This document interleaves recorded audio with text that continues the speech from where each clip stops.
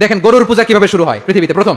মুসা আলাইহিস সালাম আল্লাহর সাথে সরাসরি কথা বলতেন, ওয়াকাল্লামাল্লাহু মুসা তাকলিমা। সুবহানাল্লাহ পড়েন, আওয়াজ তুলে সবাই বলেন সুবহানাল্লাহ। এখন বনি ইসরাইল হচ্ছে পৃথিবীর সবচেয়ে গোয়ার জাতি।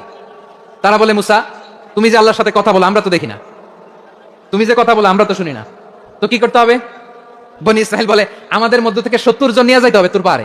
ওরা আয়েশা যদি কয় হ্যাঁ আমরা শুনছি, তাহলে বিশ্বাস করবো। কত বড় ডাকাত দেখছেন বনি ইসরাইল। এদের চেয়ে গোয়ার জাতি নাই। এত গোয়ার তুমি করেছো মুসা আলাইহিস সালামের সাথে। তুমি যে আল্লাহর সাথে কথা বলো আমরা তো দেখি, কি করবো? 70 জন আমাদের বন্ধু বান্ধব যে যদি দেখে, তারা বললে ওকে আস, 70 জন আস। 70 জন নিয়ে গেল। মুসা আলাইহিস সালাম হারুন আলাইহিস সালামকে খেলাফা দিয়ে গেলেন, আল্লাহ ওনাকে নবী বানালেন। মুসা আলাইহিস সালাম বললেন, হারুন খবরদার, বনি ইসরাইলের মধ্যে তাওহীদের বাণী প্রচার করবা, ঐক্য ধরে রাখবা, বিচ্ছিন্ন হতে দিবা না। চলে গেছে। এইদিকে বনি ইসরাইলের এক দুষ্ট লোক ছিল, নাম সামিরি। কি নাম? সামিরি। সে সবাইরে বললো তোমাদের স্বর্ণগুলো ফালাও। স্বর্ণগুলো ফেললো, বনি ইসরাইলের স্বর্ণগুলোকে গলিয়ে সে একটা গরুর বাচ্চা বানালো। গোবৎস। কিসের বাচ্চা?